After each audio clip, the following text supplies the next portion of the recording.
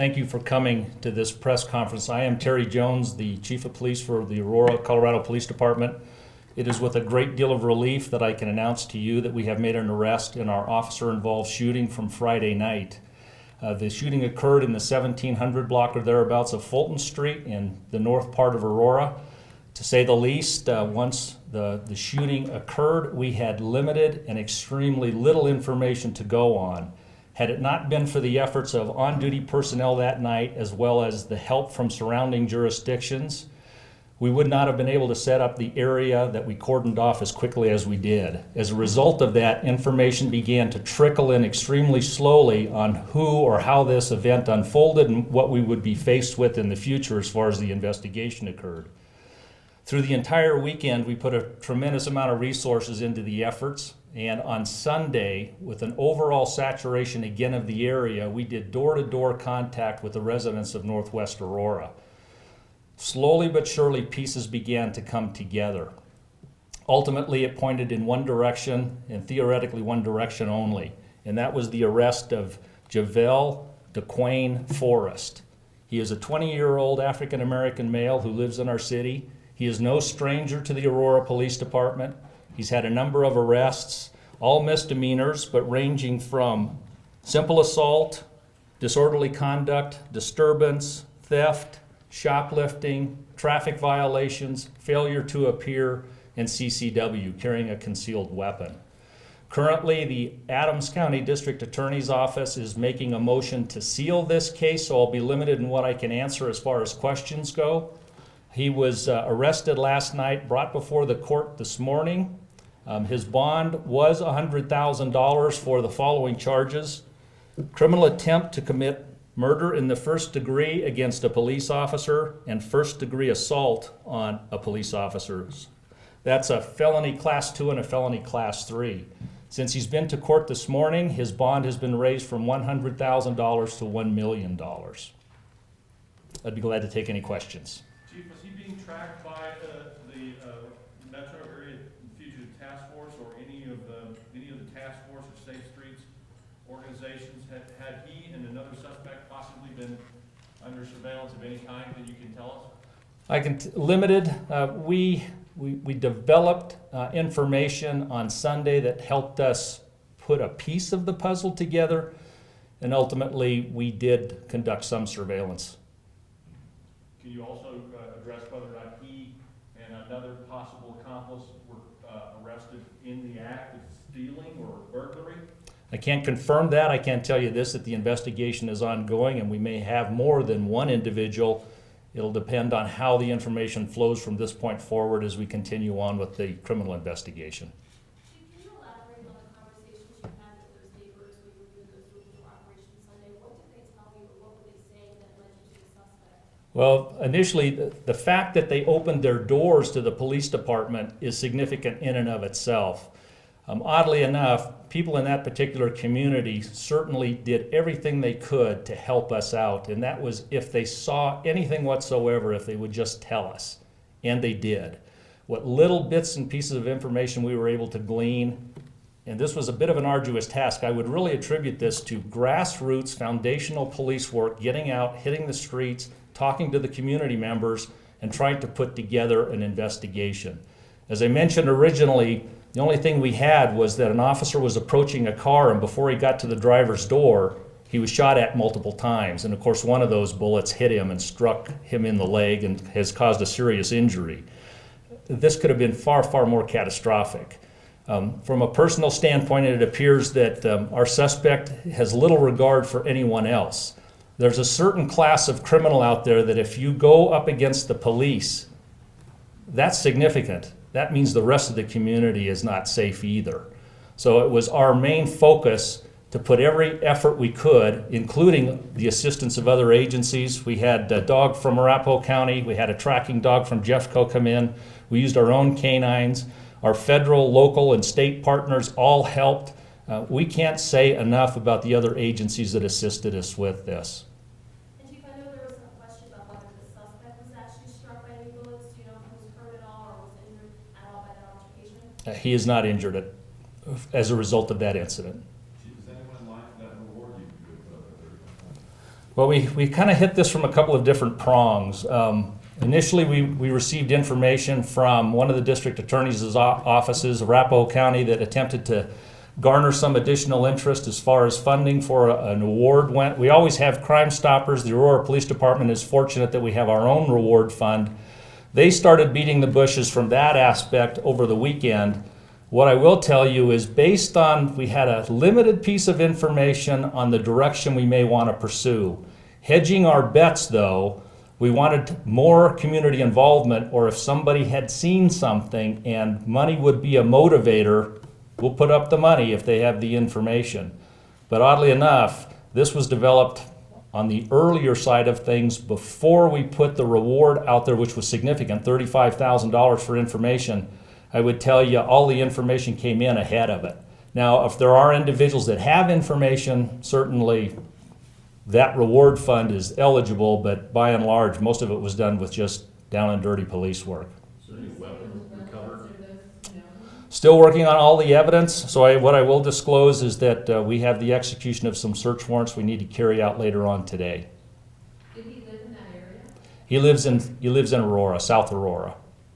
And did you say you do believe there could be a second suspect? We didn't say. We didn't say, however, the investigation will take us where it leads us. So you are still looking at the possibility of a second suspect? Let me term it like this. We are absolutely certain we have the gunman. Okay, but are you looking for any more people to arrest? Are any more arrests possible in this case? There are other arrests possible. Did you at any point make contact with this man the night of the shooting and possibly let him go when you set up the perimeter? Did your officers encounter him at any point earlier on and just did not know who that was? In an effort to keep the integrity of this investigation rock solid, I will decline a comment in that particular question. Can you say if his relatives or friends have helped you in the investigation? I would tell you that family members are always contacted in these types of situations, so there again, the investigation should unfold the way it probably will ultimately unfold all on its own. Can you tell us who he lives with? I don't know. Can you tell us whether anyone else was apprehended with him at the same time he was arrested? No, I cannot. No, I will not. We won't, okay. Did he go down without a fight, or what, could you tell us anything about the circumstances of his arrest or the time of the arrest yesterday? At the time of the arrest, from my understanding, he was cooperative. Was it a traffic stop? Did you get him in somebody's house? I'm sorry, I can't go into any detail in that regard. And what time did you arrest him? Last night, I would tell you that the times that I was in contact with the detectives on the case was, and don't quote me on the absolute time of arrest, but around 8:30 p.m. Do you have any indication where the suspect went after he was in that car? Where, how he got to where he got to? We have some ideas, but it's here again as part of the investigation and something that from a reporting standpoint, I would tell you this. If this goes to trial, it might be worth your effort to follow this one through. The level of police work at the foundational levels was absolute paramount in the success of this investigation. That with the follow-up of 2 days later being Sunday in the canvassing of the neighborhood. This one's got its own unique set of twists and turns, ultimately resulting in a successful conclusion from our standpoint, which was the arrest. And of course, now we have the other hurdle to jump, and that's to bring a successful prosecution and hopefully a conviction to court. And of course, the district attorney's office concerned there is the integrity of the case and making sure that this individual receives a just and fair trial. Why wasn't he in the area where he stole the car? Any idea of what he was doing in that neighborhood when he took the car? Speculation, he was in the neighborhood to steal a car. It was a crime of opportunity. Unfortunately, the victim in this case, it's a puffer. Following the news accounts, that gentleman had left his car running for just a couple of minutes. I think we've all been tempted, and maybe we've even engaged in it, starting our cars in cold weather. This is the risk you take. Although the suspects didn't get away with the car for a significant period of time, it'll remain in police evidence for the months and possibly years to come. So he is going to lose access to that vehicle, all from one simple thing, leaving it running and then leaving it unattended. Because the documents are gonna be sealed, could you talk to us about, in any detail, now that the suspect has been caught, what exactly transpired between him and the officer on Friday night? When the officer approached the car, I'm assuming the officer said what they typically say at a traffic stop, but what happened after? Well, it's a two-man unit that particular night. In fact, both of these officers are friends. They're academy mates. They've both been on the agency about 11 years. As they take turns, and they've done this, when I talked to Officer Burns, he indicated we ride along. Dale Leonard is the other officer. They ride along together. They know exactly what one another's going to do before they even do it. They've made hundreds, if not thousands, of traffic stops. On this particular night, one called out the call, which was Leonard, and the other one approached the vehicle, which was Burns. As Burns is walking up to the vehicle, and my understanding is this vehicle committed some kind of infraction or something that triggered in the officer's mind to draw attention to it when they initiated the traffic stop. As it's being called out, Burns approaches the vehicle on the driver's side, and he's immediately confronted by gunfire. He's immediately hit within the first of several rounds that are fired, and down he went. Leonard, on the other hand, who has gotten out of the police car, exchanges gunfire or shoots in the direction of the vehicle, and the vehicle flees. The fact that Burns is so severely injured, and he's letting his partner know about that. He shot in the leg.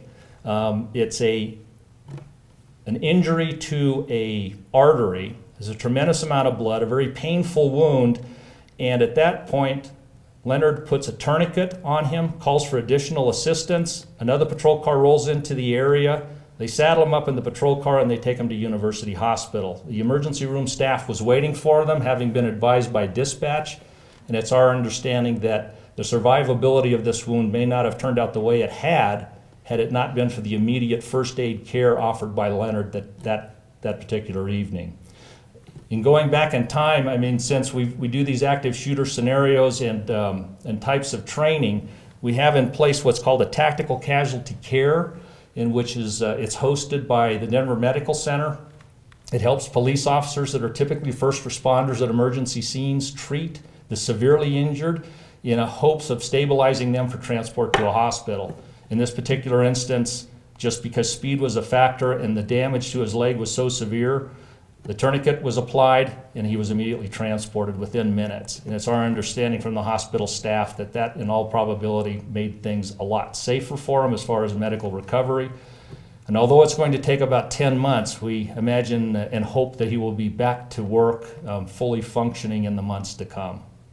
And is this the training to follow up, and we've done extensive stories on this, but this is something that the police department initiated prior to and especially after the Aurora theater shooting? That's correct. A couple of more questions? Because I'm running out of moisture in my mouth. We can use your one. How many shots were fired by the suspect? I'm sorry? How many shots do you believe the suspect fired? We know how many he fired. We're not disclosing that. Gang affiliation? Not that I'm aware of. Again, thank you for all your help from the media standpoint, and certainly the care and the expressions of concern you've extended to us. It kind of lets us all know we're in this together, and I cannot stress enough, had it not been for the assistance of the other agencies at the state and local and federal level, we probably wouldn't be here today in front of you. So thanks very much for everything you've done for us. It's sincerely appreciated.